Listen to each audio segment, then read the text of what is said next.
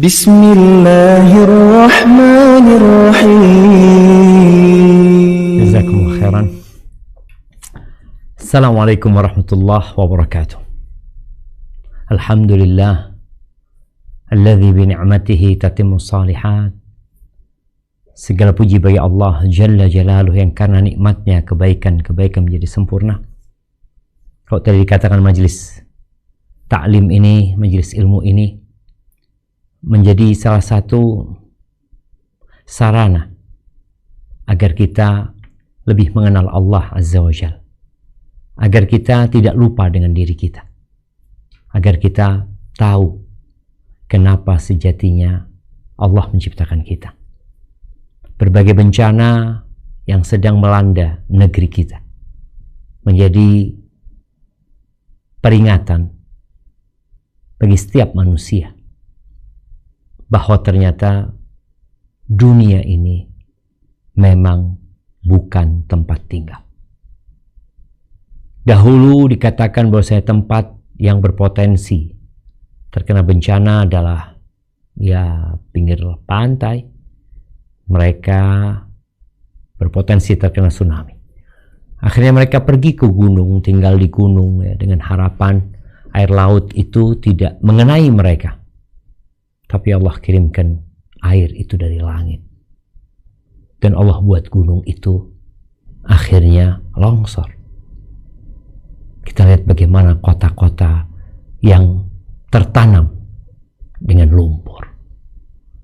Maka semoga kita semakin sadar bahwasanya Allah menciptakan kita untuk sesuatu yang mulia.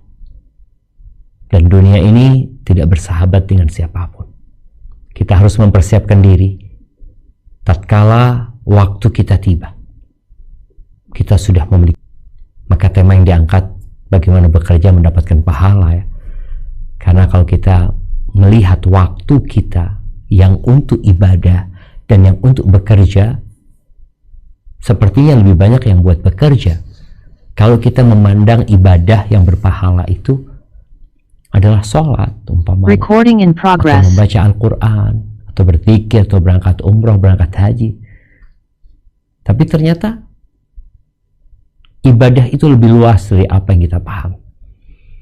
Maka hari ini kita akan belajar hal itu insyaAllah. Allahumma salli wa sallim ala abdika wa rasulika Sayyidina wa maulana Muhammadin wa ala alihi wa ashabihi ajma'in. Ya Allah, semoga salawat dan salam, berkah dan nikmat senantiasa Engkau curahkan untuk hamba kekasih-Mu, untuk baginda Nabi kita Muhammad alaihi salatu wassalam, untuk keluarga beliau, untuk istri-istri beliau, untuk putra-putri beliau, dan untuk seluruh sahabat Nabi. Semoga Allah meridhai kita bersama mereka.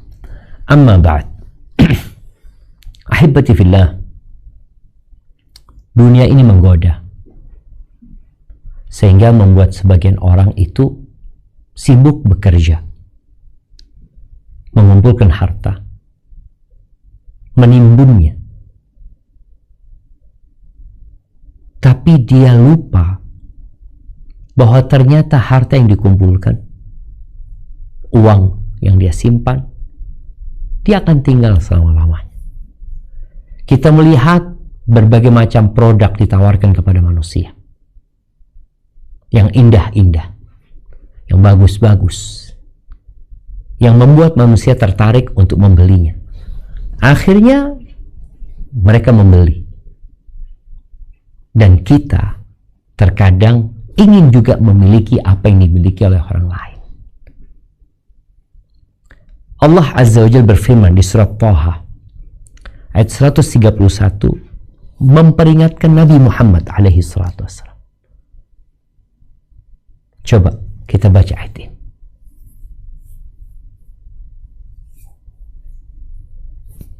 Baik. A'udzu billahi minasy syaithanir rajim. Wala tamuddanna 'ainaika ila ma matta'na bihi azwajam minhum zahratal hayatid dunya linaftinahum fihi wa rizqu rabbika khairu wa abqa, yang artinya, dan janganlah kamu tujukan kedua matamu kepada apa yang telah kami berikan kepada golongan-golongan dari mereka sebagai bunga kehidupan dunia untuk kami cobai mereka dengannya, dan karunia Tuhan kamu adalah lebih baik dan lebih kekal. Toha ayat 131. Barakallahu fikum.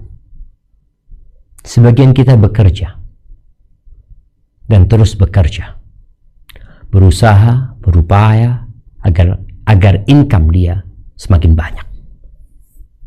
Apa sih menjadi motivasi engkau melakukan itu? Terkadang karena kita sibuk melihat kepada kekayaan fulan, kepada harta benda fulan, kepada rumahnya fulan, kepada mobilnya fulan, kepada motornya fulan, kepada jam tangannya fulan, terus. Akhirnya kita lelah, dibohongin dengan bayangan kita sendiri. Maka Allah Azza wa Jalla mengatakan, janganlah engkau tujukan kedua matamu itu kepada orang-orang tadi yang Allah berikan kepada mereka bunga kehidupan dunia ini, dan kita tahu bunga itu tidak lama. Bunga itu akan rontok, akan layu, akan berganti dengan generasi selanjutnya. Lalu Allah katakan bahwasanya pemberian Allah kepada mereka itu sebagai fitnah, linaftinahum fi, sebagai ujian. Kita melihat dalam kehidupan kita ada orang-orang yang soleh, ada orang-orang yang rajin sholat, tekun beribadah, tapi hidupnya sulit. Ada orang-orang yang tidak pernah menyentuh kakinya rumah Allah, keningnya pun tidak pernah diletakkan di bumi untuk sujud kepada Allah Azza wa Jalla. Ternyata Allah tumpahkan rizki kepada mereka. Maka ingat, itu fitnah. Lalu Allah katakan, wa rizqu rabbika khairun wa abqa, dan rizki Tuhanmu itu lebih baik dan lebih kekal. Surga Allah Azza wa Jalla, yang kalau manusia tahu tentang hakikat surga ini, maka dia akan berbondong-bondong bekerja untuk mendapatkan hal itu. Tapi banyak di antara kita nggak tahu. Kalaupun tahu, dia lupa bahwa ternyata jalan menuju ke surga itu menanjak dan terjal. Kemudian di surat Al-Isra ayat 18-21, Allah Azza wa Jal memberikan keterangan yang jelas bahwa ternyata kondisi manusia itu terbagi menjadi dua. Satu ambisinya dunia, satu ambisinya akhirat. Satu berpikir bekerja untuk dunia, bekerja untuk mendapatkan uang, bekerja untuk dapat rumah. Bas yang dia pikirkan hanya kehidupan dunia. Tapi ada manusia-manusia yang bekerja, tapi ambisi dia adalah kehidupan setelah kematian ini. Kita akan baca ayatnya. Naam, tafadhal. A'udzu billahi minasy syaithanir rajim. Man kana yuridul ajilata ajjalna lahu fiha ma nasha'u liman nuridu thumma ja'alna lahu jahannam yaslaha madhmuman madhura. وَمَنْ أَرَادَ الْآخِرَةَ وَسَعَى لَهَا سَعْيَهَا وَهُوَ مُؤْمِنٌ فَأُولَئِكَ كَانَ سَعْيُهُمْ مَشْكُورًا. كُلًّا نُمِدُّ هَؤُلَاءِ وَهَؤُلَاءِ مِنْ عَطَاءِ رَبِّكَ وَمَا كَانَ عَطَاءُ رَبِّكَ مَحْظُورًا. Unzur kaifa faddalna ba'dahum ala ba'd walal akhiratu akbaru darajatin wa akbaru tafdila. Yang artinya, barang siapa menghendaki kehidupan sekarang duniawi, maka kami segerakan baginya di dunia itu apa yang kami kehendaki bagi orang yang kami kehendaki, dan kami tentukan baginya neraka jahanam. Ia akan memasukinya dalam keadaan tercela dan terusir. Dan barang siapa yang menghendaki kehidupan akhirat dan berusaha ke arah itu dengan sungguh-sungguh, sedang ia adalah mukmin, maka mereka itu adalah orang-orang yang usahanya dibalasi dengan baik. Kepada masing-masing golongan, baik golongan ini maupun golongan itu, kami berikan bantuan dari kemurahan Tuhanmu, dan kemurahan Tuhanmu tidak dapat dihalangi. Perhatikanlah bagaimana kami lebihkan sebagian dari mereka atas sebagian yang lain, dan pasti kehidupan akhirat lebih tinggi tingkatnya dan lebih besar keutamaannya. Al-Isra 18-22. Barakallahu fikum. Setelah membaca ayat-ayat ini, coba kita menanyakan kepada diri kita. Kita termasuk yang mana ya? Kita termasuk yang ambisinya dunia atau ambisi kita akhirat? Nggak ada yang bisa menghalangi pemberian Allah. Makanya kenapa orang-orang nggak beriman, orang-orang kafir kita melihat kaya raya, sukses, berhasil. Allah berikan kepada mereka, tapi sebagai ujian. Adapun di akhirat sana, maka buat orang-orang yang beriman, yang ambisinya dunia selesai, kesenangan dunia berbalut dengan segala penderitaan, nggak bisa dibandingkan dengan kehidupan akhirat buat orang-orang yang beriman. Ahibati fillah, kita tahu bahwa tujuan kita diciptakan adalah beribadah kepada Allah Azza wa Jalla. Ayat yang sering kita dengar disampaikan oleh para penceramah yang ada di surat Adz-Dzariyat ayat 56 ya sampai 58. Allah mengatakan, "Wa ma khalaqtul jinna wal insa illa liya'budun ma uridu minhum min rizqin wa ma uridu an yut'imun innallaha huwar razzaq dzul quwwatil matin."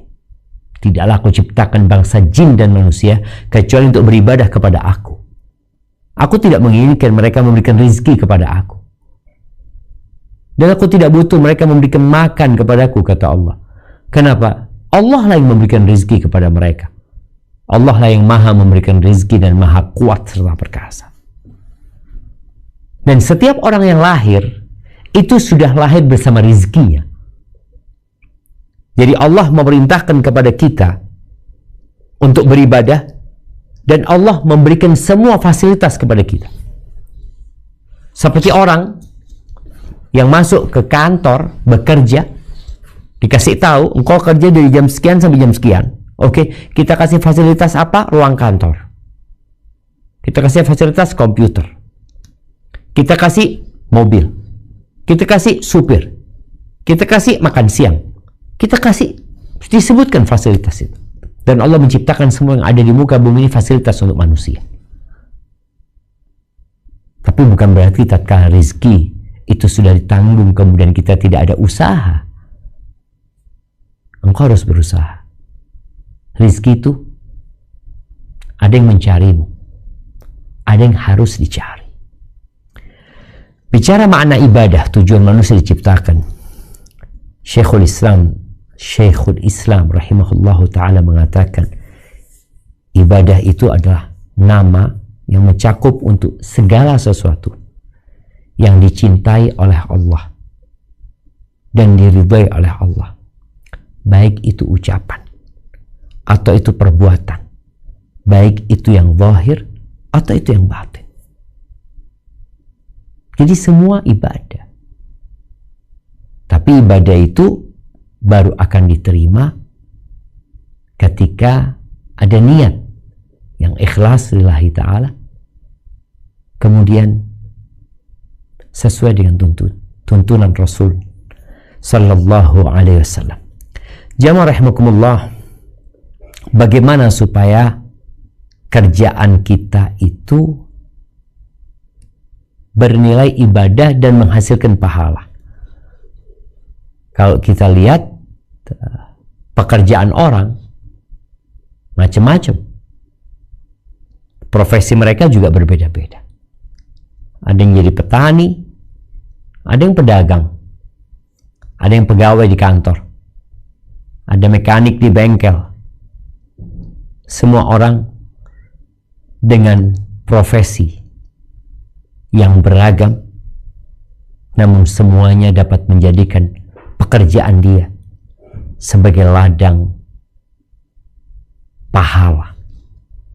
Tapi ada syaratnya. Yang pertama, pekerjaannya harus pekerjaan yang boleh dalam kacamata syariat. Maka di sini diperlukan ilmu yang dengannya engkau dapat mengetahui apakah pekerjaan ini boleh atau tidak boleh. Karena banyak di antara masyarakat yang mereka bekerja bertahun-tahun dan baru sadar setelah 10 tahun bekerja di tempat itu, ternyata pekerjaannya haram. Ini bagi yang mau belajar. Tapi seharusnya sebelum engkau bekerja, siapapun dirimu, engkau perlu bertanya. Kepada siapa bertanya? Fas'alu ahla dzikri in kuntum la ta'lamun. Bertanya kepada mereka yang memiliki ilmu. Kalau kalian nggak ngerti. Maka berapa banyak manusia yang tatkala dikasih tahu bahwa pekerjaannya terlarang, dia nolak. Kenapa? Karena dia berpikir ini udah kerjaan dia nggak zalimin orang kok. Yang terjadi transaksi adalah ridha dengan ridha. Akhirnya sulit sekali dia akan kembali kepada Allah Azza wa Jalla. Maka di sini kalau ingin pekerjaannya berpahala, maka hendaklah pekerjaan itu pekerjaan yang diperbolehkan. Nggak boleh seorang bekerja di tempat riba, di tempat khamar, di tempat-tempat kemaksiatan, dan pekerjaannya tidak akan pernah jadi ibadah. Walaupun niatnya benar. Karena pekerjaannya tidak sesuai dengan syariat. Yang kedua, pekerjaan itu akan berpahala kalau ada niat. Niatnya baik dan benar. Sejatinya semua amalan itu ada niatnya dan semua orang akan mendapatkan apa yang dia niatkan. Maka bicara niat seorang muslim ketika bekerja, apa niatmu? Ada yang niatnya untuk menjaga kehormatan dirinya. Aku nggak mau minta-minta. Aku nggak mau ngerepotin orang tua. Aku nggak mau jadi benalu di masyarakat. Walaupun pekerjaanku mungkin ya tidak menghasilkan banyak, tapi aku punya niat yang baik. Boleh jadi mencukupi keluarganya, memberikan manfaat kepada umatnya, dan memakmurkan bumi ini sebagaimana Allah perintahkan. Pernah Nabi SAW bersama para sahabatnya melewatin seorang pemuda yang secara fisik itu bagus dan secara kinerja, ya Allah, orang ini dedikasinya begitu tinggi sekali. Para sahabat yang melihat orang ini bekerja, mereka takjub. Maka kemudian mereka berkata, laita hadza fi sabilillah. Andai kata semangat dan kinerja dia ini dibuat untuk jihad fi sabilillah. Tentu sebuah amalan yang mulia. Maka kemudian Nabi SAW berusaha untuk meluruskan persepsi sahabat yang salah ini. Maka beliau mengatakan, in kana kharja yas'a. Kalau tuh orang keluar dari rumahnya bekerja dalam rangka memberikan nafkah kepada anak-anaknya yang masih kecil, fahuwa fi sabilillah, maka dia terhitung fi sabilillah. Yang kedua, Wa in kana kharaja yas'a ala abawaini syaikhaini kabirain. Kalau dia bekerja, keluar dari rumahnya, meninggalkan tempat tinggalnya, mencari pekerjaan, lalu bekerja dalam rangka memberikan nafkah kepada kedua orang tuanya yang sudah sepuh, fahuwa fi sabilillah. Dia tuh di jalan Allah, dia dapat pahala. Wa in kana kharaja yas'a liyu'iffa nafsahu. Kalau dia bekerja dalam rangka memberikan nafkah kepada dirinya, dalam rangka menjaga kehormatan dirinya, supaya dia tidak melakukan hal-hal yang haram, agar dia tidak menjadi benalu di masyarakat, maka dia di jalan Allah gitu. Di jalan Allah, walaupun dapat duit. Memang dia kerja cari fulus, tapi niatnya baik dan benar, maka dia dapat pahala. Tapi yang ketiga, in kana kharaja yas'a riya'an wa mufakharatan fahuwa fi sabili syaitan. Tapi kalau dia bekerja, keluar dari rumahnya, bekerja mengumpulkan harta dalam rangka berbangga-banggaan, dalam rangka riya, pamer kepada orang-orang dengan harta yang dia miliki, fahuwa fi sabili syaitan, maka dia di jalan syaitan, nggak dapat pahala di kerjaan. Hadis ini menjadi pengingat kita tentang kenapa kita bekerja. Apakah engkau bekerja memang untuk memberikan nafkah kepada orang-orang yang menjadi tanggung jawabmu, atau engkau bekerja hanya untuk kesenanganmu? Engkau ingin pamer, engkau beli ini, beli ini, beli ini. Tujuannya apa? Pamer saja. Maka saat itu yang menjadi tujuanmu, walaupun pekerjaanmu halal, maka sejatinya engkau akan merugi. Kenapa? Karena engkau fi sabili syaitan, bukan fi sabilillah, tapi di jalannya syaitan. Baik, yang ketiga, agar pekerjaanmu mendapatkan pahala, engkau dapat pahala dari pekerjaanmu, maka lakukan pekerjaan itu dengan baik dan maksimal. Sempurnakan pekerjaanmu. Jangan asal bekerja. Yang penting saya bekerja. Yang penting saya masuk ke kantor. Rasul sallallahu alaihi wasallam mengatakan, innallaha yuhibbu idza amila ahadukum amalan ayutqinahu. Allah itu suka, Allah itu cinta kepada siapa? Kepada siapa yang bekerja lalu dia menyempurnakan pekerjaannya. Seorang dokter yang dia bertugas umpamanya melakukan operasi terhadap pasien yang hendak melahirkan, bagaimana dia menyempurnakan pekerjaannya? Tatkala tidak butuh operasi, dia mengatakan enggak perlu operasi. Tatkala harus operasi, dia operasi. Tapi dia jahitannya dia baguskan, ya.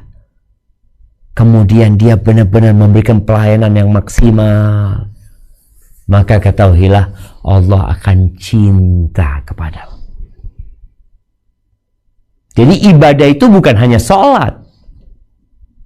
Sampai pekerjaan rutin kita, kalau kita kerjakan dengan baik dan sempurna, maka kita akan mendapatkan cinta Allah Azza wa Jalla. Apalagi kalau itu yang memang ibadah, seperti sholat umpamanya. Allah mengatakan, fawailul lil musallin, celaka orang-orang yang sholat. Sholat mereka tapi celaka. Gara-gara apa? Alladzina hum an salatihim sahun, alladzina hum yura'un wa yamna'un al-ma'un. Ya, dia sholat tapi dia lalai dengan sholatnya, asal-asalan sholatnya. Kemudian kalaupun sholat dia riak, pamer sama orang. Jadi hendaklah seorang ketika bekerja menyempurnakan pekerjaannya bukan karena bonus yang akan diberikan. Bonus akan datang insya Allah. Tapi kau mengerjakannya dalam rangka tadi niat untuk menyempurnakan pekerjaannya, mencari cinta Allah Azza wa Jalla. Baik, yang keempat, dia harus mengikuti aturan-aturan Allah. Nggak boleh dia menzalimin seseorang. Dia tidak boleh melakukan pengkhianatan. Dia tidak boleh menipu. Karena Nabi SAW mengatakan, man ghasya falaysa minna. Barang siapa yang menipu, maka dia bukan dari golonganku, kata Nabi SAW.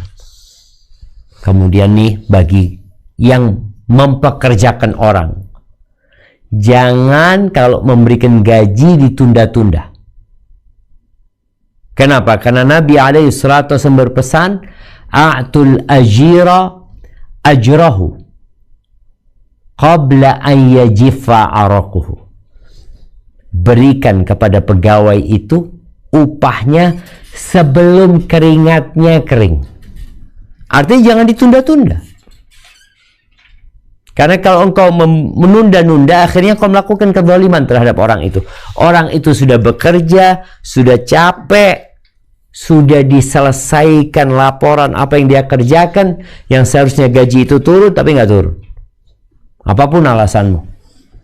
Maka ingat, hendaklah seorang itu mengikuti aturan-aturan Allah Azza wa Jalla dengan tidak melakukan kezaliman, pengkhianatan, dan tidak melakukan penipuan.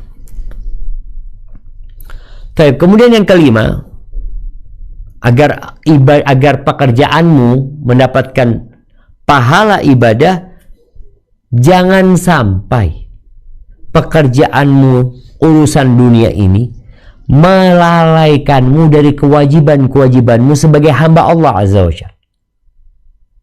Di surat Al-Munafiqun ayat 9, kita akan baca surat Al-Munafiqun ayat 9. Bagaimana Allah Azza wa Jalla memperingatkan orang tua, ya, orang-orang yang beriman, ya, orang-orang yang punya anak, orang-orang yang punya harta, yang sibuk bekerja, yang kadang-kadang selalu berkata, oh ini demi anakku, ini untuk menyekolahkan mereka, ini dan itu. Apa kata Allah di ayat 9 Al-Munafiqun? Nah, A'udzu billahi minasy syaithanir rajim. Ya ayyuhalladzina amanu la tulhikum amwalukum wala auladukum an dzikrillah wa may yaf'al dzalika fa ulaika humul khasirun. Yang artinya, hai orang-orang beriman, janganlah harta-hartamu dan anak-anakmu melalaikan kamu dari mengingat Allah. Barang siapa yang berbuat demikian, maka mereka itulah orang-orang yang rugi. Al-Munafiqun ayat 9. Barakallahu fikum. Tatkala seorang bekerja, mencari harta, tapi ternyata pekerjaannya membuat dia lupa dari mengingat Allah Azza wa Jalla, nggak ada gunanya engkau kerja. Oh, kerjaanku halal, niatku baik. Halal, baik, tapi ternyata pekerjaanmu membuat engkau lupa dari kewajiban-kewajiban, maka hal itu akan menjadi bencana buat engkau. Di surat An-Nur ayat 37-38, Allah Azza wa Jal menceritakan tentang laki-laki yang sebenarnya. Jadi kalau bicara kewajiban memberikan nafkah, kewajiban bekerja, itu kewajiban seorang suami. Dia yang wajib memberikan nafkah, dia yang wajib berusaha dan bekerja, terus berdoa memohon kepada Allah Azza wa Jalla. Maka di surat An-Nur ini ayat 37-38, Allah memuji para laki-laki. Apa sih yang mereka lakukan sehingga mereka mendapatkan pujian dari Allah Azza wa Jalla? Silakan dibaca. A'udzu billahi minasy syaithanir rajim. Rijalul la tulhihim tijaratun wala bay'un an dzikrillahi wa iqamis salati wa ita'iz zakah وإيتاء الزكاة يخافون يوما تتقلب فيه القلوب والأبصار ليجزيهم الله أحسن ما عملوا ويزيدهم من فضله والله يرزق من يشاء بغير حساب. Yang artinya laki-laki yang tidak dilalaikan oleh perniagaan dan tidak pula oleh jual beli dari mengingati Allah dan dari mendirikan sembahyang dan dari membayarkan zakat. Mereka takut kepada suatu hari yang pada hari itu hati dan penglihatan menjadi goncang. Mereka mengerjakan yang demikian itu supaya Allah memberikan balasan kepada mereka dengan balasan yang lebih baik dari apa yang telah mereka kerjakan, dan supaya Allah menambah karunia-Nya kepada mereka, dan Allah memberi rizki kepada siapa yang dikehendakinya tanpa batas. Surat Nur ayat 37-38. Subhanallah. Allah memberikan pujian kepada mereka yang berdagang, kepada mereka yang berniaga, kepada mereka yang melakukan transaksi jual beli. Tapi ternyata pekerjaan mereka tidak membuat mereka lupa dengan perintah-perintah Allah yang lainnya. An dzikrillah, mereka tetap berzikir kepada Allah, mereka tetap menegakkan sholat, mereka membayar zakat. Apa sih yang menjadi faktor pendorong mereka? Yakhafuna yawman tataqallabu fihi al-qulub wal absar. Mereka takut dengan hari kiamat. Rasa takut inilah yang mendorong orang untuk berupaya menyelamatkan diri. Kemudian kalau kita lihat sholat Jumat, Allah Azza wa Jalla mengatakan, ya ayyuhalladzina amanu idza nudiya ya ayyuhalladzina amanu idza nudiya lis-salati min yaumil jumu'ah fas'au ila dzikrillah wa dzarul bai'. Dzalikum khairul lakum in kuntum ta'lamun. Wahai orang-orang yang beriman, apabila dikumandangkan azan untuk sholat Jumatan nih, maka segeralah kalian menuju ke rumah Allah Azza wa Jal. Tinggalkan jual beli. Transaksi itu yang sangat menguntungkan tatkala dengar azan Jumat, tinggalin. Terus berangkat ke mana? Ke masjid. Dan sayangnya kita melihat ya, banyak masyarakat yang masih telat ke masjid. Masih telat ke masjid. Padahal sejumat sekali. Datang terakhir, pulang pertama. Tapi kalau untuk urusan dunia, Masya Allah, dia masuk pertama, pulang terakhir. Toko dan usahanya nggak pernah tutup. Demi menghasilkan harta dan harta. Maka orang yang seperti ini, yang dia berniaga, dia berdagang, yang pada hakikatnya kalau diniatkan tadi untuk memberikan nafkah kepada kedua orang tua yang sudah sepuh, dia akan dapat pahala. Tapi ternyata tidak. Bahkan pekerjaannya membuat mereka lalai dari mengingat Allah Azza wa Jalla. Tapi yang keenam, jadi seorang muslim ketika dia bekerja, hendaklah dia yakin, seyakin-yakinnya bahwa rizki itu dari Allah.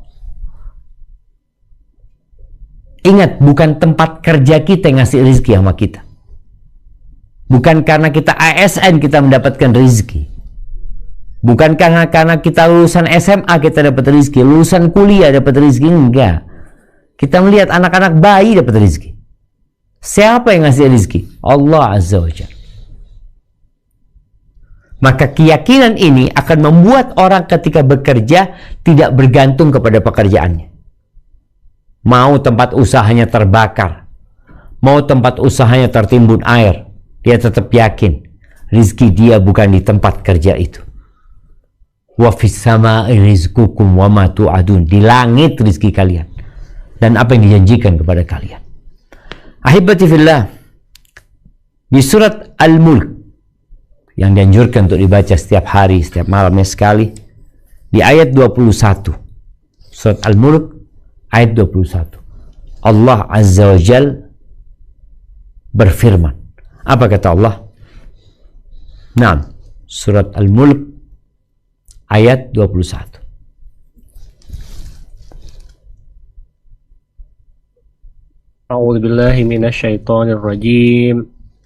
Amman hadzal ladzi yarzuqukum in amsaka rizqah bal lajju fi 'utuwwin wa nufur. Yang artinya, atau siapakah dia ini yang memberi kamu rizki jika Allah menahan rizkinya? Sebenarnya mereka terus-menerus dalam kesombongan dan menjauhkan diri. Al-Mulk ayat 21. Allahu Akbar. Siapa yang ngasih rizki? Allah Azza wa Jalla.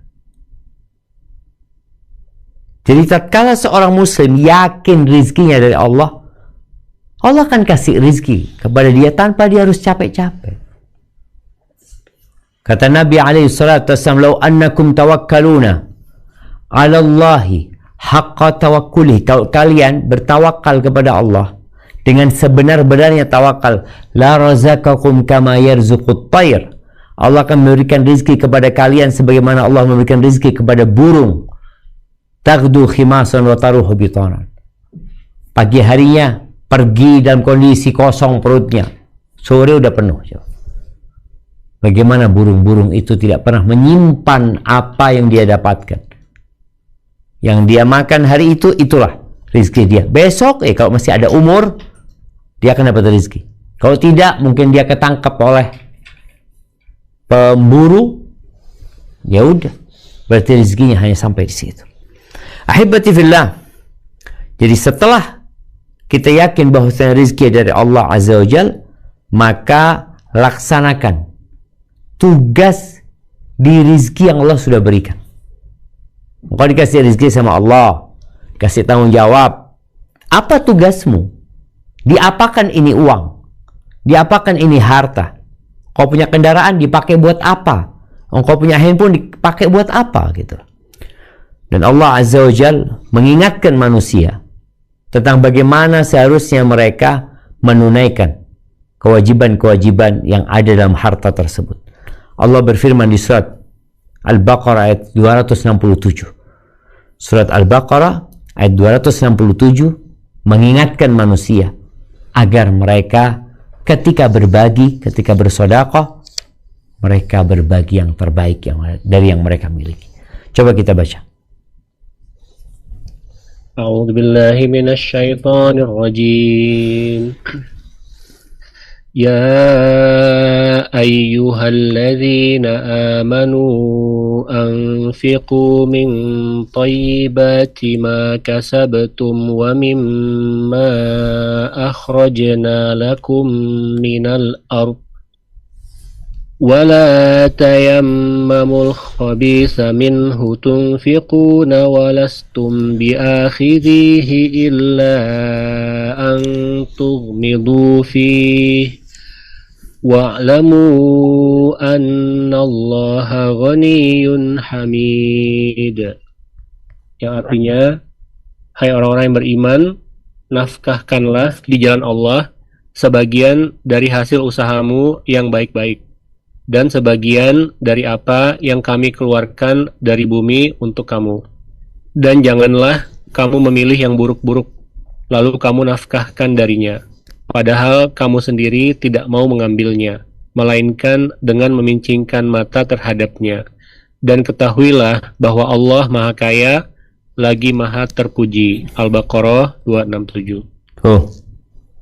Ada orang-orang yang udah kasih harta sama Allah, ternyata tuh harta ya tidak digunakan sebagaimana semestinya. Ada hak orang lain di sana yang harus diberikan. Dalam riwayat Imam Bukhari dan Muslim dari hadis Abu Hurairah radhiyallahu taala anhu, bahwa beliau mendengar Nabi kita Muhammad sallallahu alaihi wasallam bersabda. Apa kata Nabi alaihi salatu wasallam? Ini kisah sering diceritakan kepada kita. Ana ingat cerita ini diceritakan oleh Ibunda Ana rahimahullah. Ketika anak SD, ketika anak masih kecil, dikasih cerita tentang 3 orang dari Bani Israel. Yang satu kulitnya rusak, Yang satu botak, nggak ada rambutnya, yang satu buta. Maka kemudian Allah ingin memberikan ujian kepada mereka.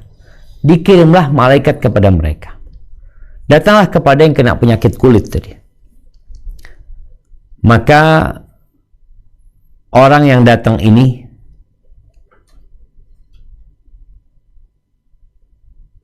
berkata kepada yang datang ini malaikat. Allah kirim malaikat kepada mereka.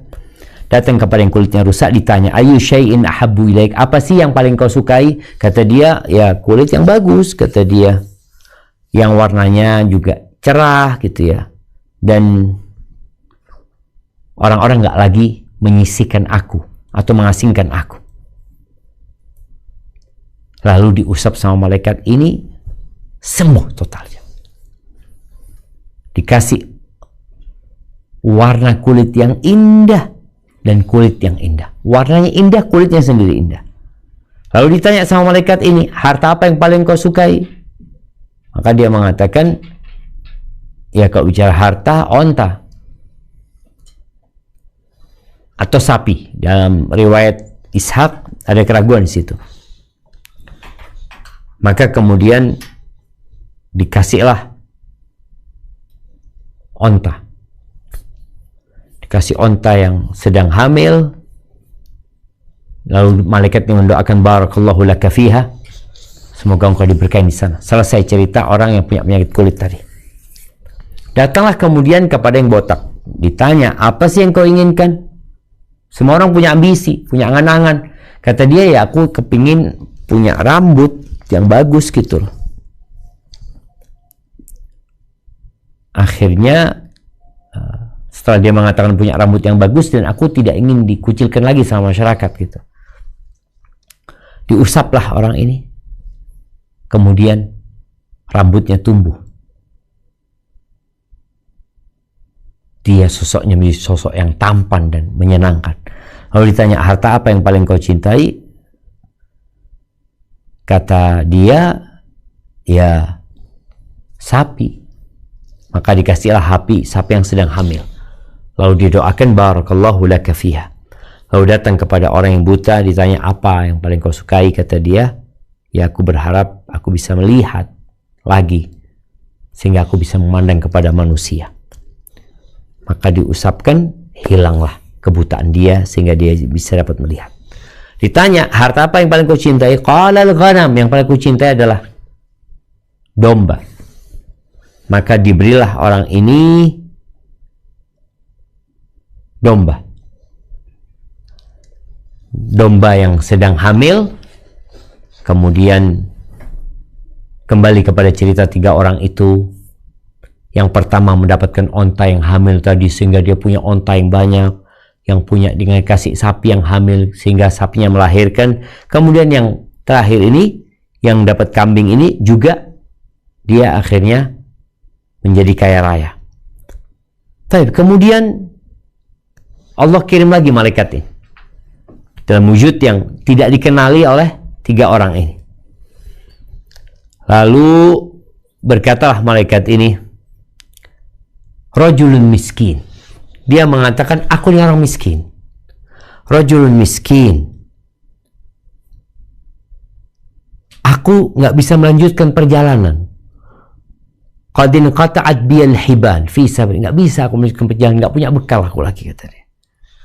Maka fala balagha liyal yawm illa billah, aku nggak akan bisa sampai ke tempat tujuan kecuali dengan Allah. Setelah itu ya dengan pertolonganmu mungkin. Maka aku memohon dengan yang telah memberikan kepadamu kulit yang indah, warna yang bagus, aku minta kepadamu 1 ekor onta supaya aku bisa tunggangin sehingga aku bisa kembali ke tempat tujuanku. Apa kata orang yang kulitnya rusak ini? Qala al-huquq katsira. Hak-hak orang itu banyak gitu loh. Nggak bisa ngasih engkau gitu loh. Ada banyak. Padahal cuma bohong ya orang ini. Lalu malaikat ini menunjukkan seakan-akan dia sadar dengan orang ini. Dia berkata, ka'anni a'rifuka. Kayaknya aku kenal sama engkau, kata dia. Alam takun abras yakdharukan nas, bukankah engkau dulu kena penyakit kulit tadi sehingga orang-orang jijik meninggalkan engkau? Faqiran fa'ataka Allah, engkau dulu miskin, nggak punya apa-apa. Udah dikasih ujian, kasih harta sama Allah. Itu setelah dia dulunya miskin. Lalu dikasih tahu, aku kayaknya tahu sama engkau dulu sakit ya. Kemudian Allah sembuhkan engkau. Kemudian kau dulu miskin, kemudian kau jadi Allah berikan kecukupan. Apa kata orang ini? Aku dapat seperti ini warisan. Aku itu bukan perintis. Aku itu penikmat waris. Dia mau ngomong seperti itu. Maka kemudian malaikat ini mengatakan, in kunta kadziban fasayyarakallah ila ma kunta. Kalau engkau bohong, kau dusta, semoga Allah mengembalikan kau ke asalmu. Dan betul, orang itu nanti kembali ke asalnya. Kemudian datang lagi kepada yang botak, sama pertanyaannya dan sama pula jawabannya. Dia minta seekor onta yang bisa dia jual atau apa sehingga dia bisa sampai ke tempat tujuannya. Maka orang ini mengatakan, al-huququ katsirah, hak-hak orang itu banyak kita harus dikasih, dan aku itu tadi punya harta yang harus diberikan kepada orang, banyak hak-hak orang-orang datang kepada aku gitu loh, nggak dikasih aja. Lalu malaikat ini mendoakan, kayaknya aku kenal sama engkau dulu botak tuh ya, yang rambutmu nggak ada, engkau dikucilkan sama masyarakat, lalu Allah berikan harta kepadamu, engkau nggak mau bantu. Maka setelah itu didoakan lagi, semoga Allah kembalikan engkau sebagaimana engkau semula. Lalu yang terakhir datang kepada orang yang buta. Faqala rajul miskin wa ibnis sabil, aku ini orang miskin, aku tuh nggak bisa pulang, terputus jalannya, bekalnya nggak ada. In qatat bil hibal fi safari, aku nggak bisa melanjutkan perjalanan kecuali dengan pertolonganmu, kemudian pertolongan diri. Kecuali dengan pertolongan Allah, kemudian pertolonganmu. Maka aku memohon kepada orang buta, kepada Allah yang telah mengembalikan penglihatanmu, aku minta 1 ekor kambing yang dengannya aku bisa sampai ke tempat tujuanku. Apa kata orang buta ini? Fawallahi la ajhaduka al-yawm syai'an akhadtahu lillah.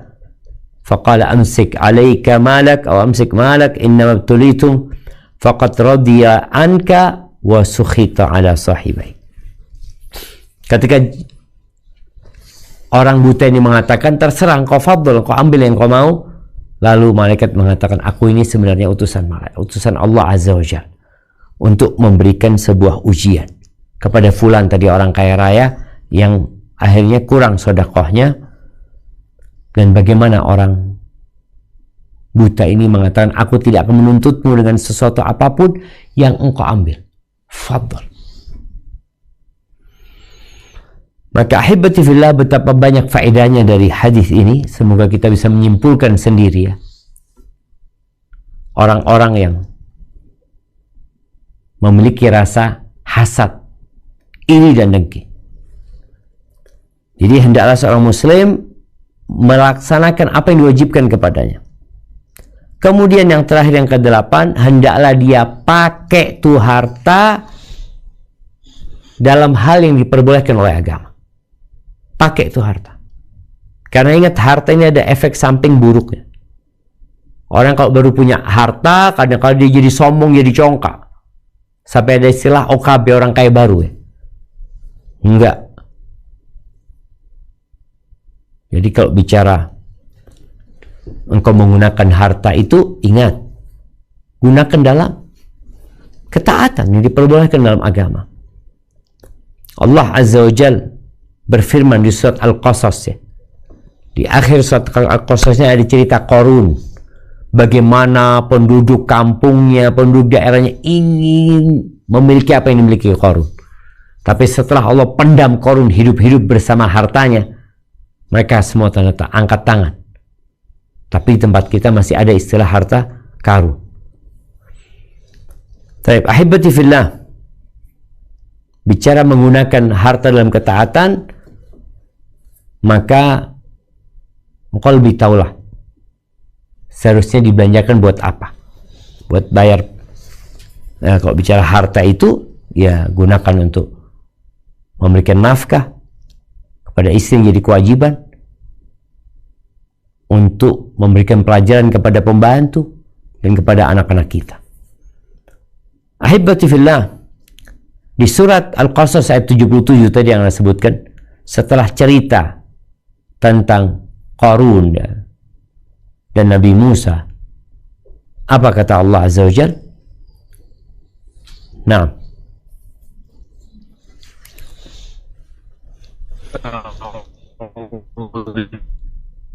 billahi minasyaitonir rajim. Kakallahu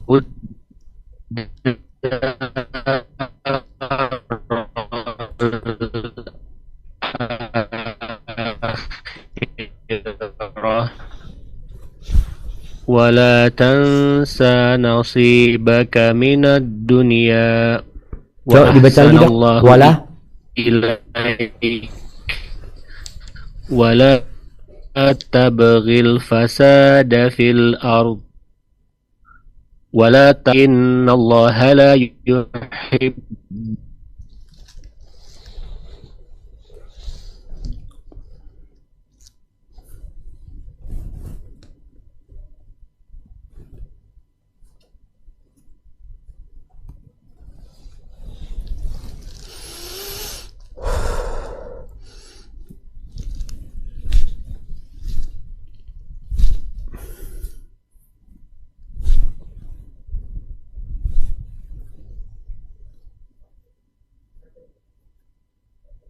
Belum nyambung.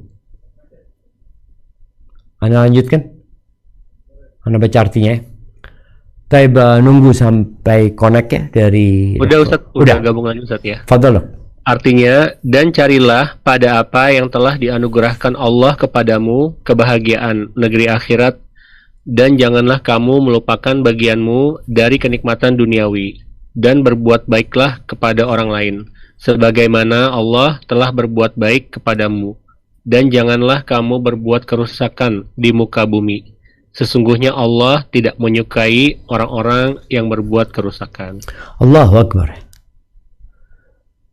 Ini nasihat disampaikan kepada Qarun, tapi dia tidak mau mendengarnya. Dia malah berbangga-banggaan dengan hartanya. Bukan dipakai untuk yang halal, yang dia akan ditanya dari mana dia dapat duit dan kemana dia infakkan. Yang seharusnya dengan harta itu dia mendapatkan keridhaan Allah SWT, ternyata dia tidak lakukan itu. Disuruh berbuat baiklah engkau kepada manusia sebagaimana Allah berbuat baik kepadamu. Tuh harta Allah yang ngasih ya. Jangan pernah berpikir bahwasanya harta itu karena usahaku, karena perjuanganku. Karena Allah yang kasih kepadamu. Kalau bicara berjuang, berapa banyak orang yang berjuangnya lebih melelahkan daripada dirimu, tapi lebih susah hidupnya. Maka berbuat baiklah kepada manusia sebagaimana Allah berbuat baik kepadamu, dan jangan membuat kerusakan di muka bumi. Tuh harta jangan dipakai buat kerusakan. Allah nggak suka dengan orang-orang yang berbuat kerusakan. Ahibati fillah, 7 perkara tadi yang disebutkan, dari mulai pekerjaannya harus halal, kemudian dia harus niat yang baik ya, sampai yang terakhir yang baru saja kita baca. Kalau seorang muslim ketika bekerja dia menghadirkan 7 perkara tadi, maka dia akan disebut orang ahli ibadah, walaupun tidak sedang di biara, tidak sedang di masjid, tapi dia akan disebut orang yang ahli ibadah. Maka tolong orang yang punya harta, lihatlah, kalau kau sudah berusaha, niatmu kalau engkau ingin berbakti sama orang tua, berikan kepada orang tua. Kalau niatmu untuk menjaga kehormatan dirimu, jagalah kehormatan dirimu. Tapi ingat, engkau dapat menjadi orang yang ahli ibadah walaupun tidak di masjid. Di antara caranya adalah ittaqil maharim. Kata Nabi SAW, hindari yang haram-haram. Takun a'badan nas. Engkau akan menjadi orang yang paling ahli ibadah. Barakallahu fiik. Itu mungkin dapat Anda sampaikan pada kesempatan kali ini. Kita masuk ke sesi tanya jawab. Anda kembalikan ke Dr. Rian. Jazakumullah khairan. Baik. Barakallahu fiik Ustaz Syafiq, jazakallahu khair Ustaz atas ilmu dan atas waktunya Ustaz. Jadi ada 7 poin ya Ustaz ya, agar pekerjaan kita itu menjadi ibadah juga bagi kita. Baik, pada para audiens kita ada waktu sekitar 30 menit untuk berdiskusi atau tanya jawab dengan Ustaz. Ana mulai dulu Ustaz ya, dari kolom chat dulu nih Ustaz. Yang di kolom chat itu sudah banyak nih Ustaz. Yang pertama Ustaz, ada pertanyaan dari partisipan. Afwan Ustaz, izin bertanya, bagaimana sholat duha di jam kerja? Tafadhol Ustaz. Barakallahu fiik ya. Nah, bagaimana hukum sholat duha di jam kerja? Ini orang kan cari pahala. Tadi kita udah bahas pekerjaan itu akan mendapatkan pahala kalau memiliki kriteria yang tadi disebutin. Gimana kalau kita mau melakukan ibadah khusus seperti sholat duha di waktu jam kerja? Boleh atau tidak? Maka ditanyakan kepada tempat kerjanya. Apabila tempat kerjanya memperbolehkan hal itu, itfadhol. Jadi ada hal-hal yang tidak mengganggu pekerjaan dan kantor memperbolehkan, silahkan. Seperti orang mau ke toilet, ya boleh. Tapi kan toilet darurat, sahih. Kalau sholat duha, enggak darurat. Maka berbeda. Maka hendaklah kau mempertanyakan hal itu kepada tempat kerjamu. Kalau dibolehkan, asalkan bukan di waktu-waktu yang padat, maka silahkan. Tapi kalau tidak dibolehkan, jangan. Engkau harus menjalankan tugasmu dan kau mendapatkan gaji dan upah dari pekerjaan itu. Tapi gimana aku ingin? Boleh jadi engkau sebelum masuk kerja. Kalau masuk jam 8, kalau sampai jam 8:04 bisa sholat duha. Dan ingat, sholat duha ini nggak harus di masjid, nggak harus di musola. Boleh jadi engkau sholat duhanya di tempat kerjamu. Hamparkan sejadah, atau nggak pakai sejadah, Allahu Akbar. Di tempat kerjamu tadi. Engkau tidak meninggalkan tempat kerjamu. Dan kalau ada CCTV yang mengawasimu, tahu bos engkau sedang sholat. Engkau tidak menyembunyikan.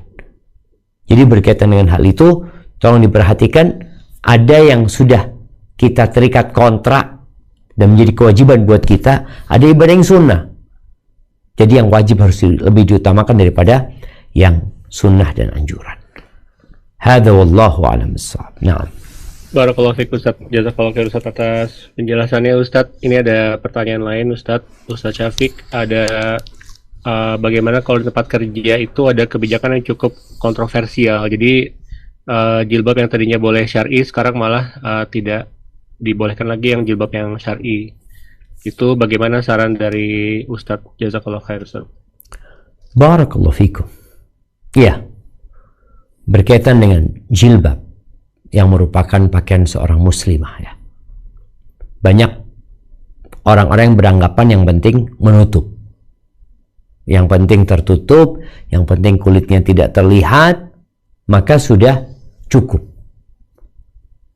Maka di sini tugas kita bersama ya, untuk memahamkan ke tempat kerja kita, di mana kita kerja, bagaimana sebenarnya sih jilbab yang syar'i, dan bagaimana seorang muslim harus melakukannya. Maka tadi kalau kondisinya disebutkan dia tidak boleh berjilbab yang syar'i, entah seperti apa modelnya yang dikatakan tidak syar'i, jadi berusaha semaksimal mungkin untuk menjadikannya syar'i, menjadikannya tidak menunjukkan lekak-lekuk tubuhnya. Jadi ketika dia umpamanya harus pakai celana, bagaimana atasannya lebih panjang sehingga menutupin bagian belakang tubuhnya. Kalau warna, memang tidak ada warna yang ditetapkan berkaitan dengan jilbab syar'i. Maka paling tidak bagaimana kau perlebar pakaianmu. Jadi berusaha sesuai dengan kemampuan. Walaupun nanti ketika pilihannya memang ada orang-orang yang kerja kemudian harus lepas jilbabnya, ya lain lagi. mungkin keluar menjadi lebih baik. Dan tolonglah jamaah kita ini yang sudah dikasih kesempatan untuk pakai jilbab syar'i untuk melakukan pekerjaan dengan maksimal. Tadi udah dibahas, Allah itu suka, Allah cinta kepada orang-orang yang kalau kerja disempurnakan pekerjaannya.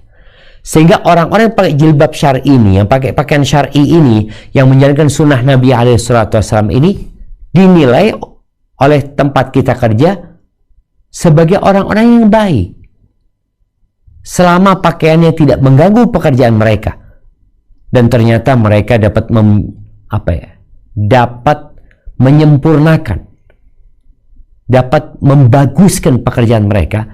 Insya Allah ini jadi poin tambahan buat mereka, karena kadang-kala gara-gara ada orang-orang yang tidak menjalankan tugasnya dengan baik dan mereka adalah orang-orang yang pakai jilbab syar'i, akhirnya dilarang nantinya. Jangan sampai itu terjadi. Hadza wallahu a'lam bissawab. Barakallahu fiik Ustadz atas penjelasannya Ustadz. Ini kami mengundang pertanyaan langsung ya Ustadz. Tafadhol. Dari Putri Zuasti. Silakan panitia dibantu untuk di-unmute-kan. Jazakallah khairan Dr. Hari. Assalamualaikum warahmatullahi wabarakatuh Ustadz. Waalaikumsalam warahmatullahi wabarakatuh. Assalamualaikum ilaikum Ustadz. Waalaikum. Ustadz, ketika kita berbicara masalah harta, Ustadz, ketika melafazkan salah satu ayat dari surat Al-Adiyat, wa innahu li hubbil khairi lasyadid, afala ya'lamu idza bu'thira ma fil qubur wa hussila ma fis sudur. Itu Ustadz vonis terhadap seluruh manusia Kak Ustadz, karena di surat ini tidak ada pengecualian seperti di surat Al-Ma'arij illal musallin gitu Ustadz. Jujur takut Ustadz, mohon nasihatnya Ustadz dari ketiga penggalan ayat ini Ustadz. Jazakallahu khairan wa barakallahu fiik Ustadz. Assalamualaikum warahmatullahi wabarakatuh. Waalaikumsalam warahmatullahi wabarakatuh. Iya, kalau bicara kecintaan kepada harta, apakah itu untuk seluruh umat manusia atau hanya orang-orang kafir umumnya, hanya orang-orang fasik? Sejatinya yang cinta kepada harta itu semuanya manusia. Allah Azza wa Jalla telah menanamkan di diri manusia itu kecintaan kepada harta. Zuyina linnas hubbus syahawat minan nisa wal banin والقناطير المقنطرة من الذهب والفضة والخيل المسومة والأنعام والحرث ذلك متاع الحياة الدنيا والله عنده حسن المآب. Jadi kecintaan kepada dunia, kepada kemewahannya, kepada wanita, itu memang sesuatu yang sudah ada di manusia. Itu melekat dengan manusia, dan itulah ujian manusia di sana. Ketika dia sudah cinta sama hartanya, Allah suruh keluarkan hartanya. Coba dia nggak suka sama hartanya, ya dia keluarkan tanpa ada beban sedikit pun.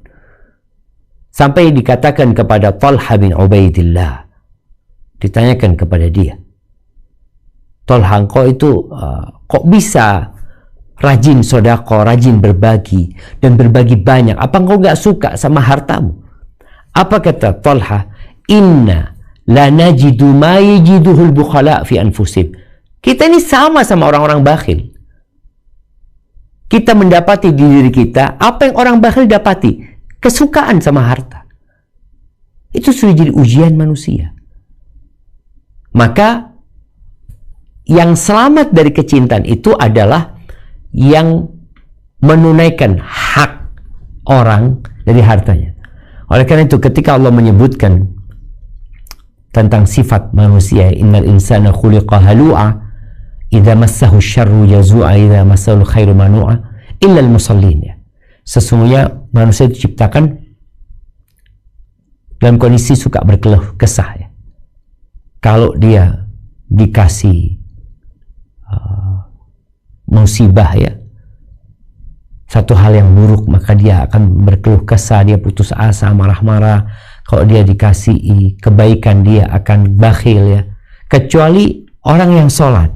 Kemudian Allah sebutkan sifat-sifat yang lainnya. Artinya orang yang memiliki sifat-sifat ini, dia mendirikan sholat, dia suka berbagi, dia keluar dari sifat bakhil tadi sendiri. Tapi kalau bicara cinta, manusia punya kecintaan ke sana. Karena sudah ditanamkan di diri manusia. Tapi dia berusaha untuk mengeluarkan hartanya.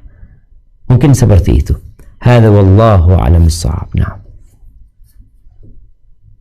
Nah, barakallahu fiik. Ustadz, jazakallahu khair Ustadz atas penjelasannya Ustadz. Terima kasih Ibu yang sudah bertanya langsung tadi. Berikutnya dari kolom chat dulu Ustadz ya. Ini nggak tahu terkait dengan kerjaan atau bukan Ustadz. Assalamualaikum Ustadz. Izin bertanya, bagaimana caranya kita sabar ketika dizolimi oleh orang lain? Mohon pencerahannya Ustadz. Barakallahu fiik. Iya, bicara kezaliman. Allah mengharamkan kezaliman atas dirinya, dan Allah mengatakan kepada hamba-hambanya, fala tadzalamu, ya, dalam sebuah hadis qudsi. Bagaimana sikap kita menghadapi kezaliman? Tergantung kezaliman yang dilakukan. Boleh jadi sifat kita adalah bersabar. Boleh jadi sifat kita memaafkan. Boleh jadi yang kita lakukan enggak. Kita enggak boleh mendiamkan kezaliman ini. Karena kalau kezaliman ini didiamkan, boleh jadi kezaliman ini akan merajalela. Contoh nih, ada orang yang nipu kita. Kemudian kita maafkan. Bagus kau maafkan dia. Tapi jangan sampai nih orang melakukan kezalimannya kepada kawan-kawanmu, kepada orang lain. Ada orang yang pinjam uang sama kita dan tidak bayar. Dan ternyata fulan ini memang kerjanya pinjam sana, pinjam sini dan tidak pernah bayar. Oke, mungkin yang bagian kita ikhlaskan, nggak apa-apa. Tapi kita menuntut juga nggak apa-apa. Tapi bagaimana dengan orang-orang lain? Jangan sampai jadi korbannya fulan. Jadi kita harus melihat orang-orang yang zalim ini. Ada orang membunuh. Dalam agama kita ini kezaliman yang sangat dahsyat ya, ketika orang melakukan pembunuhan. Dan sikap keluarga dari orang yang dibunuh itu boleh memaafkan, boleh menuntut agar orang itu dikisos. Maka lihat, kalau orang ini dengan dimaafkan, dia akan jadi lebih baik karena dia akan bertobat kepada Allah tanpa modelnya benar-benar menyesal gitu lah. Maka mungkin dimaafkan. Tapi kalau kita lihat ini nggak menyesal nih orang, dan boleh jadi kalau dimaafkan akan ada korban-korban lainnya, bunuh saja orang itu. Ini dengan keputusan pengadilan ya. Jadi agar kita bisa bersabar menghadapi orang-orang yang zalim itu, yang pertama kita perlu membuat berbagai macam prasangka kebaikan buat dia. Boleh jadi dia melakukan itu karena nggak sengaja, boleh jadi dia melakukan hal itu karena terpaksa, macam-macam lah. Kita cari alasan agar kita bisa bersabar menghadapi orang itu. Kemudian yang kedua, kita lihat keutamaan sabar.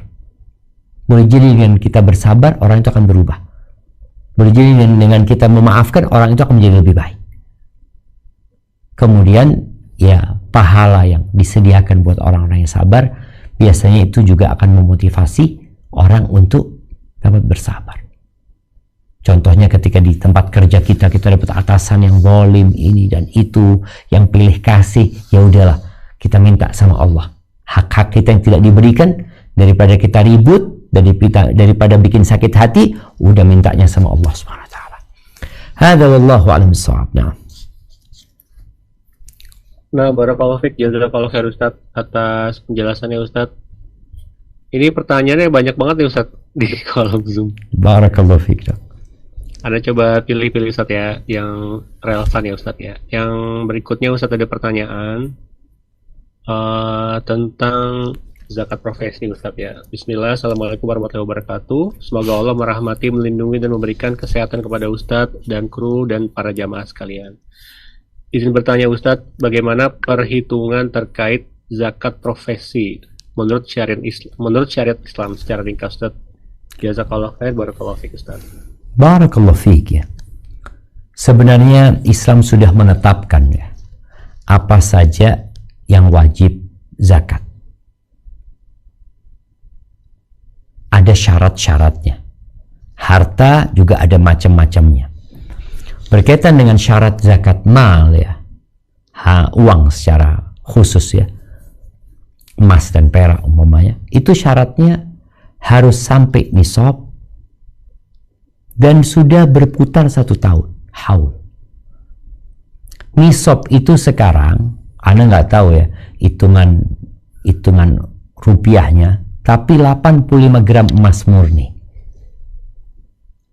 Ya kalau sekarang harga emas 2 juta, berarti 170 jutaan. Ya, 170 juta. Nisab. Jadi kalau sudah sampai nisab, engkau harus keluarkan. Tapi ada syarat lain, yaitu haul. Sudah berputar 1 tahun.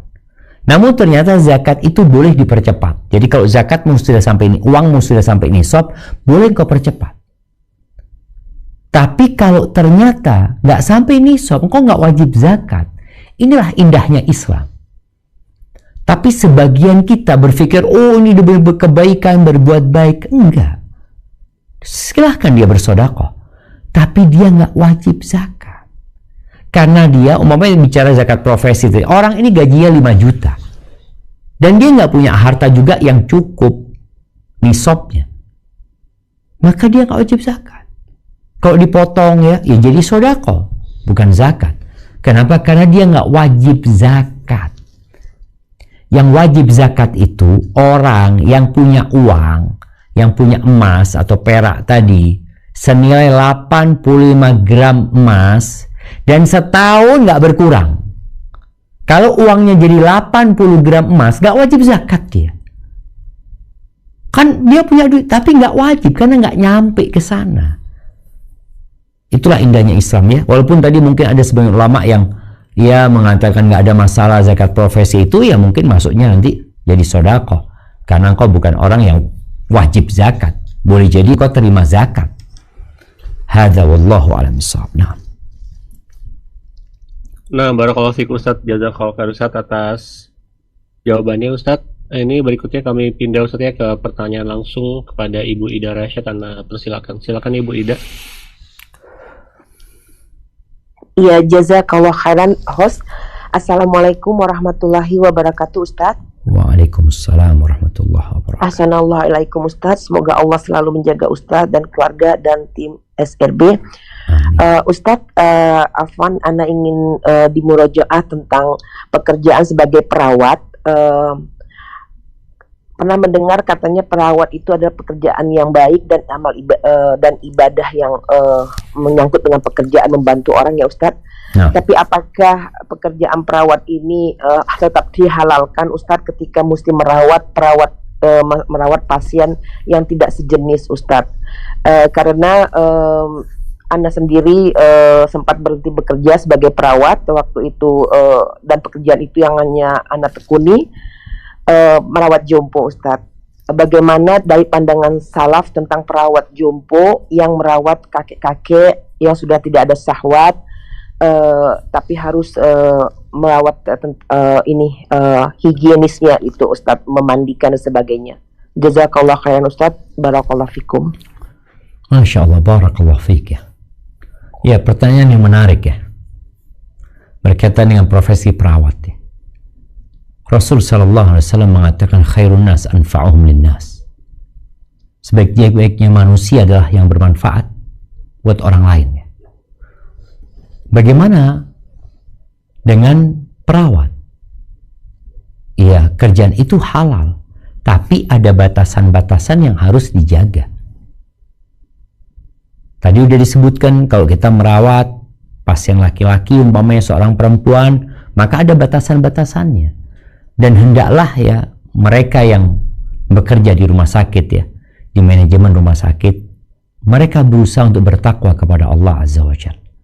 Sehingga dia memastikan kalau ini yang pasiennya laki-laki, usahakan ada perawat laki-laki. Karena ada gitu loh. Beda kalau tidak ada dan terpaksa. Dan terpaksa itu pun ya perlu diperhatikan benar terpaksa atau tidak. Kalau tadi dikatakan merawat orang-orang yang sepuh, ya orang-orang laki-laki yang sepuh. Yang pertama seharusnya ada perawat laki-laki yang bisa untuk merawat mereka. Dan kita merawat yang perempuan, merawat yang perempuan. Yang laki merawat laki-laki.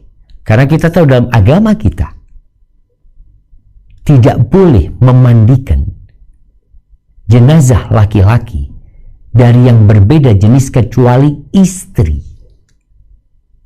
Tidak boleh memandikan jenazah laki-laki dari lawan jenis kecuali istri. Ibunya nggak boleh, anak perempuannya nggak boleh, kakak perempuannya nggak boleh. Jadi benar-benar hal ini udah mati. Jadi kalau tadi dikatakan udah nggak ada syahwatnya, ini sudah mati. Aturannya seperti itu. Yang boleh memandikan lawan jenis hanya istri. Sedangkan kalau laki sama laki bebas, siapapun, nggak ada suami, nggak ada bapak, anak, boleh, orang lain pun boleh memandikan jenazah laki-laki. Tapi kalau untuk lawan jenis perempuan memandikan laki-laki yang sudah mati, itu hanya istri. Jadi seperti itu. Maka tolong hendaklah kita memastikan apakah kondisi terpaksa. Beda kalau terpaksa. Ada bahkan ulama yang mengatakan kalau terpaksa ya udah, perempuan itu nggak perlu memandikan, tapi mentayamumi saja. Atau memandikan dengan menghindari tempat-tempat yang tidak boleh memang dilihat atau disentuh. Jadi seperti itu. Hadza wallahu a'lam bissawab. Nah, barakallahu fiik Ustaz atas jawabannya Ustaz. Ini anak lanjut, masih ada waktu Ustaz ya? Bismillahirrahmanirrahim. Baik Ustaz, Ana persilakan Ibu Ummu Nur Firdaus ya untuk bertanya langsung kepada Ustaz. Silakan Ibu.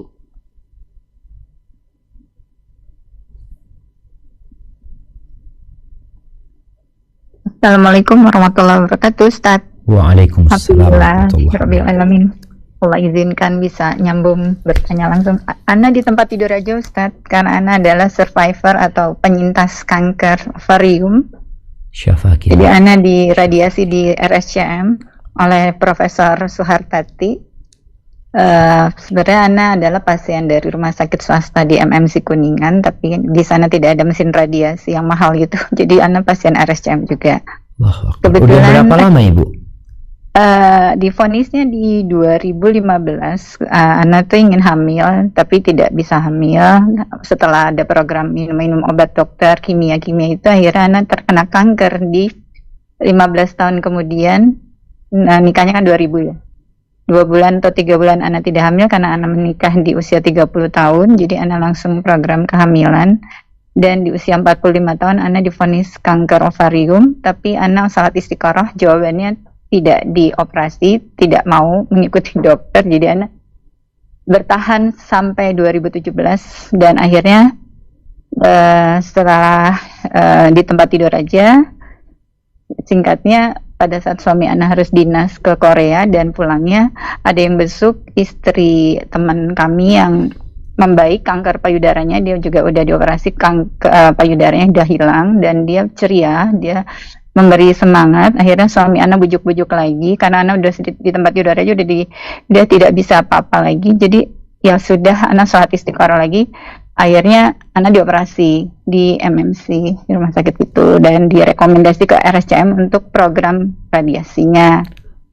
Singkatnya di pulang umroh kemarin di pandemi, tiba-tiba kaki Ana tuh efek samping pengobatan kanker, kata profesor yang mengoperasi ginekologi onkologi, kaki Ana jadi bengkak, Ustadz. Jadi Ana di tempat tidur aja, alhamdulillah atas izin Allah. Dari 2000 pulang umroh tuh pandemi di 2021 karena waktu itu kan lockdown, hanya boleh masuk Saudi di usia 50 tahun. Waktu itu Ana udah 50 kan di 2020. Jadi pas Ana pulang umroh di 2021 awal Januari, Ana umurnya 51, pas banget pulang umroh. Di saat itu bengkaknya permanen kan. Jadi kalau Ana pergi ke rumah sakit atau ke mall, Ana pakai kursi roda, Ustadz. Karena kan kakinya besar gitu. Jadi singkatnya kemarin setahun juga sempat bolak-balik ke rumah sakit Pelni karena udah pasien BPJS sekarang. Dioperasi karena ada infeksi, jadi terluka, berkali-kali dioperasi di sana dan akhirnya direkomendasi ke rumah sakit kanker Darmais. Akhirnya dilakukan skin graft atau kulit pahanya dikikis, diambil untuk menutupi kulit betis Ana yang terluka lebar infeksi itu. Dan harusnya Ana tahun lalu tuh operasi bedah plastik untuk mengecilkan kaki yang bengkak ini, tapi oleh suami tidak diizinkan, takut nanti terjadi sesuatu. Jadi ya Ana nurut suami nama Nah atas tidak ridhonya suami Ana untuk dioperasi lagi, ya udah Ana di tempat tidur aja, tapi jaga makan, banyak puasa, ya banyak baca Quran, ruqyah mandiri, tilawah Quran hampir setiap bangun tidur, buka mata Zoom halakoh, mau tidur juga seperti itu, seperti ini Zoom nyimak Ustadz Syafiq, Ustadz tadi ada 3 suami Ana sambil ini Ustadz Firanda satunya lagi Ustadz Syafiq, satunya lagi. Iya soalnya Ana pengen dengar semuanya. Allahu Akbar. Soalnya Ana nggak ada waktu gitu kan. Ya udah kadang-kadang ini lagi libur halaqah Ustadz Dr. Abdullah Roy manasik haji, jadi Ana bisa dengerin Zoom seperti ini gitu. Biasanya nggak bisa, lagi belajar. Jadi singkatnya Ana bahagia sama Allah dan bisa menjalankan sebaik-baik wanita adalah ibadah di rumahnya sendiri. Alhamdulillah Ana akhirnya bisa ikhlas seperti itu, kalau enggak kan selalu banyak alasan-alasan karena dari dulu bekerja, kuliah dan sebagainya, jadi banyak di luar Ustaz. Alhamdulillah, beginilah menjemput malaikat maut Israel. Kayak gini pertanyaan Ana tuh bingung ya, nggak mau menyusahkan suami Ustaz karena biasa mandiri ya. Kerja di perusahaan asing dulu juga, makanya bisa berobat mau Pondok Indah, mau rumah sakit internasional, sekarang pasien BPJS banget ya. Jadi Ana nggak mau, Ana pingin bisa berobat di rumah sakit yang bagus lagi dan merasakan fasilitas. Jadi Ana pingin juga nggak tergantung BPJS dan tidak tergantung, kasihan suami Ana kalau harus VIP dan rumah sakit swasta kan mahal. Ana ingin bisa menabung gitu loh, misalnya menabung dinar atau menabung sesuatu. Minta saran Ustadz, pekerjaan apa yang bisa Ana lakukan yang halal di tempat tidur aja? Apakah Ana boleh menerima sebaik-baik kalian adalah orang yang mempelajari Quran dan mengajarkannya. Ana ingin mengajar Quran, Ana udah punya sertifikat mengajar Quran. Jadi selama Ana sakit dengan kaki bengkak, Ana belajar di lembaga bahasa ilmu Quran sampai menjadi seorang guru Quran, dapat sertifikat, dan Ana juga dapat sertifikat menjadi daiyah di koordinasi dakwah Islam, belajar setahun di usia mepet-mepet, 3 kali nggak lulus audisi, lulus di usia mepet-mepet usia 50 dan akhirnya lulus. Tapi Ana bukan daiyah karena Ana malu lah, Ana bukan orang pesantren, Ana nggak hafal Quran. Jadi ya cuman bisa kayak gini aja motivasi buat orang-orang mungkin. Tapi Ana kalau minta infak kayak Ustazah lain tuh menyebutkan angka yang 6 digit nolnya itu Ustaz, kepada kita itu sebenarnya bagaimana sih untuk kayak gitu kan? Ana juga takut ya, kalau dulu Ana makeup artist Ana bisa dibayar orang 35 juta setelah berhenti kerja dari perusahaan asing. Tapi kalau ilmu Quran kan nggak bisa seperti itu ya Ustadz, itu satu. Pertanyaan kedua, maaf ya ini terakhir kan ya, Ana benar-benar bingung, banyak banget kalau misalnya Ana pergi sama suami, diajak pergi, sekarang Ana kan udah bahagia di rumah aja, tapi dulu pengen ikut gitu keluar gitu, pakai kursi roda, diajak ke mall gitu, makan di mall, makan malam bersama. Tapi atau suami mau kerja, Ana jangan ditinggal sendiri, Ana hanya berdua sama suami, jadi diajak pergi, dia mau rapat, Ana nunggu di musola. Jadi pengen nangis. Misalkan dia meeting di Debris, BSD, Ana nunggu di musola di Debris. Sebelum berangkat biasanya Ana jamak kasar gitu, tapi ada yang bilang nggak boleh Ustaz, sementara Ana repot. Ana kan pakai gamis, jilbabnya panjang. Kalau misalnya Ana sholat, Ana ngerasa nggak bersih, kena najis. Makanya akhirnya Ana memutuskan, kalau sama Ustadz Salafi juga sih, mungkin belum paham ya. Ya udahlah, kalau nggak boleh jamak qasar, lebih baik Ana di rumah aja. Cuman 24 jam di tempat tidur aja Ustadz.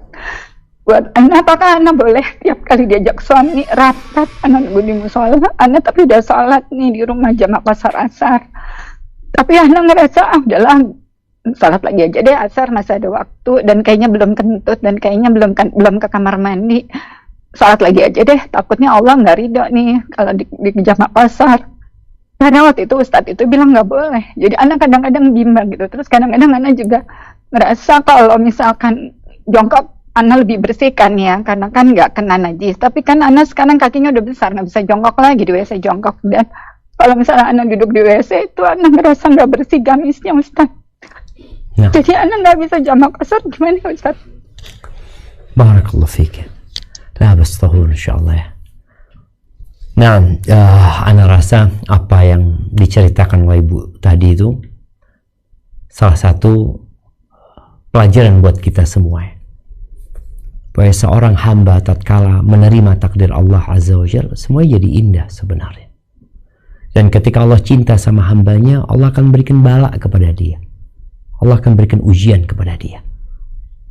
Dan apabila Allah telah menetapkan sebuah kedudukan yang tinggi di surganya, yang mungkin tidak bisa diraih oleh hamba ini dengan amalannya, maka Allah akan kasih bala di tubuhnya dia, di keluarganya, di hartanya, ya. Maka semoga ibu yang bertanya tadi Allah berikan kesabaran. Dan kalau Ana lihat dari penjelasan beliau sudah sampai tingkat ridho, ya, menerima kondisi yang ada. Kalau bicara pertanyaan yang pertama tadi, bolehkah kita mengambil upah dari mengajarkan Al-Quran, ya? Masalah ini memang ada khilaf di antara para ulama. Tapi pendapat yang lebih kuat, diperbolehkan seorang mengambil upah dari mengajarkan Al-Quranul Azim, ya. Tapi hendaklah jadi orang yang tetap niatnya lillahi ta'ala. Adapun itu sebagai upah yang tidak menjadi tujuan dia. Jadi tetap niatnya adalah mencari keridhaan Allah SWT, mendapatkan fadilah khairukum man ta'allama al-Qur'ana wa 'allamah. Orang yang terbaik di antara kalian adalah yang belajar Al-Quran dan mengajarkannya. Jadi kalau tadi juga bisa memberikan manfaat dengan menyampaikan hadis-hadis Nabi yang mungkin dia pelajari, ayat-ayat Quran, itu menjadi sebuah keutamaan, ya. Dan ini menunjukkan bahwa setiap muslim itu harus bisa memberikan manfaat dimanapun dia berada. Tidak karena dia di masjid baru dia bisa memberikan manfaat, tapi di atas ranjang pun, di rumah pun dia bisa memberikan manfaat. Kemudian yang kedua tadi berkaitan dengan sholat, ya. Kalau memang seorang perempuan bisa memilih di rumahnya, itu akan lebih utama. Karena Allah Azza wa Jalla mengatakan waqarna fi buyutikunna wa la tabarrujna tabarrujal jahiliyatil ula. Tinggallah kalian di rumah-rumah kalian, ya. Kalaupun harus keluar, maka jangan tabarruj dengan tabarruj orang-orang jahiliyah terdahulu. Bicara sholat, ingat ada tadi disebutkan jamak dan qasar. Untuk qasar itu kan kekhususan buat musafir. Jadi kalau ibu tadi dikatakan musafir, maka boleh. Tapi kalau tidak musafir, tapi karena kondisi yang diperbolehkan itu adalah jamak saja, tanpa qasar, maka silahkan dijamak apabila kondisinya memang menuntut untuk jamak.